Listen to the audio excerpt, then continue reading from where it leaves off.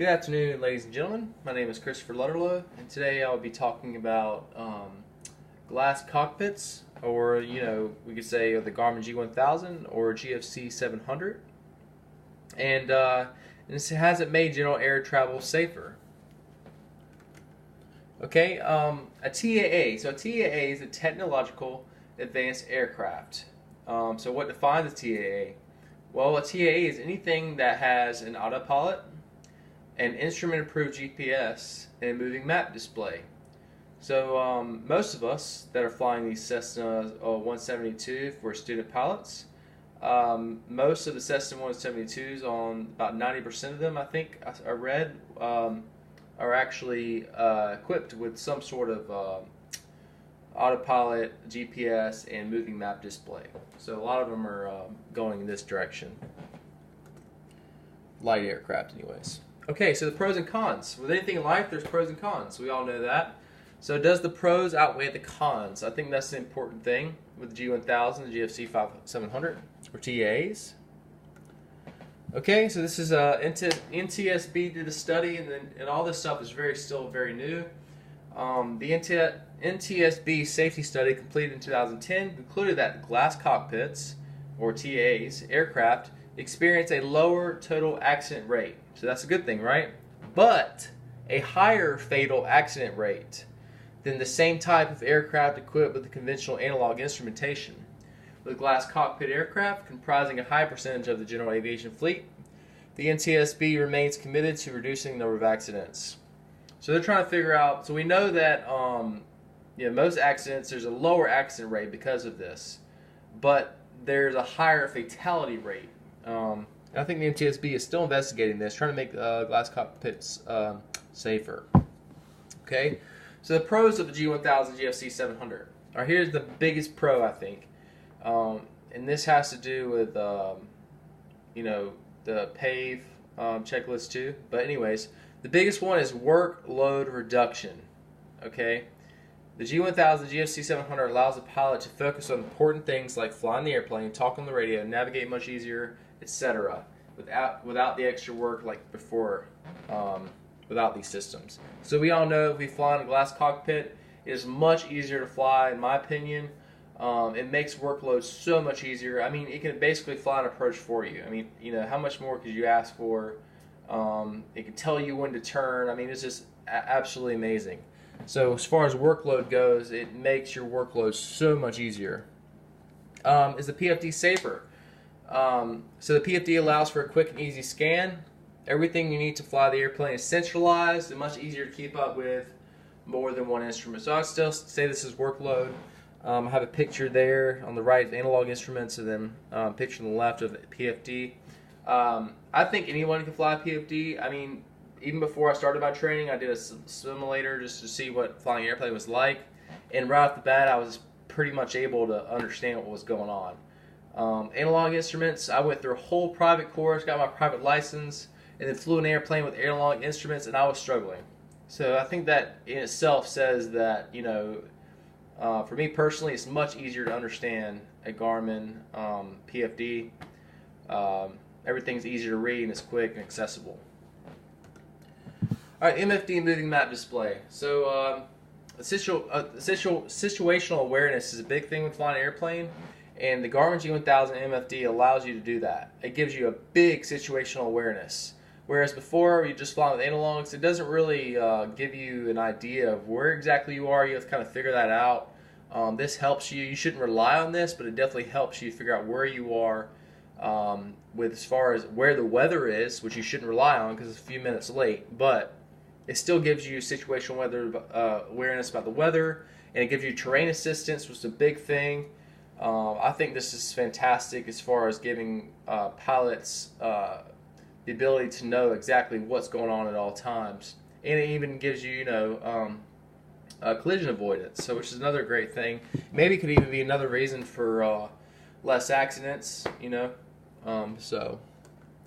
Okay, GPS. So this is one of those things that define the TAA. GPS is an awesome navigational tool, and it's so easy to understand. Almost anyone can do it. We use GPSs every day driving a car. So it's just that simple, even in the airplane. I mean, GPS is fantastic. It tells you exactly where to go, how to get there, how many miles it is. I mean, it couldn't get any better than that. It's very simple. It's simplicity. GPS is very accurate and can be used to get you somewhere and help with non-precision approaches. And it opens up more approaches for you. They're not precision approaches, but it still opens up more approaches. So, in that sense, it's great. Okay, this is just a picture of a GPS page there. Okay, autopilot. An autopilot, workload reduction. I think that's the biggest hit home with this is workload reduction.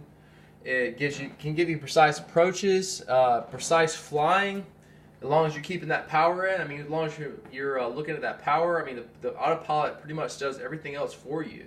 Of course, you're monitoring it, but it gives you this workload where you can do math or do whatever you need to do in the cockpit without having to babysit the airplane the whole time. The flight director, if you're using the flight director, it can help you fly more precise approaches, descents. So it's just doing a lot of work for you there. Okay, the cons. Okay, there's cons to everything. The main cons of this system is complexity and amount of capabilities.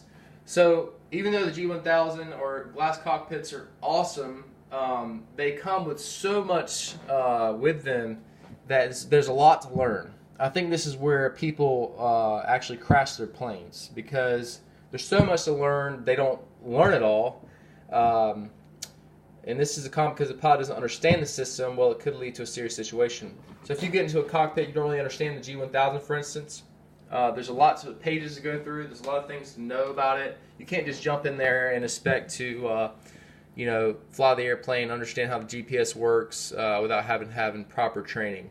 And that goes, again, with the PAVE checklist, making sure you understand your aircraft and not letting external pressures, like friends wanting you to take off in a Garmin G1000 if you don't fully understand it. Okay, complacency and reliance.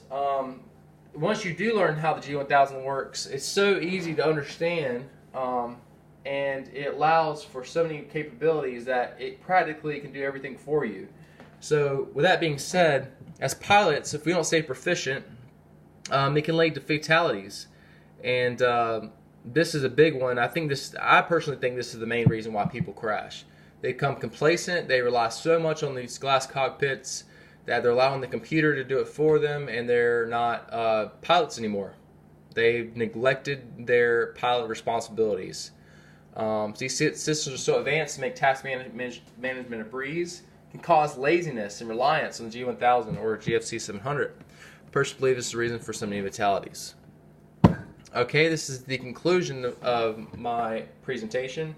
I put this in here. This is from a Plane and Pilot magazine because I feel like this sums up everything and the reason, the real answer for if these systems are safer or not. Okay, there were two main theories the glass skeptics put forth, and they were at odds with each other. Okay, theory one. The first one was that flat panel avionics would make flying so easy anyone could do, and so pilots wouldn't have to actually learn to fly anymore. It wouldn't be up to the judgment and skill demands of flying. So I kind of mentioned that last time. And then theory two. The second theory was that operating new fangled, sorry, that might be the wrong way to pronounce that, but avionics was so complicated that pilots would get distracted and crash. I think this is another reason, not understanding the Garmin G1000. Like automobile drivers, with their smartphones, a known safety hazard, or that they would program their systems incorrectly and therefore crash. Okay? So what was the issue? After looking at TAAs for more than a year, the study group, which seemed skeptical of new technology for a time, ultimately determined that the issues with TAAs had more to do with training than with the inherent safety of computerized instrumentation. So that being said, to sum this all up, it all boils down to training. These new glass systems are fantastic. They have, I think, made planes safer. They've made pilots safer. But training is the thing that makes all the difference. Pilots are trained in these systems, then I think it'll make things safer. And there's my references. And that concludes my presentation. I hope you enjoyed it, and I hope that it was easy to understand, and I hope you have a great day, and God bless.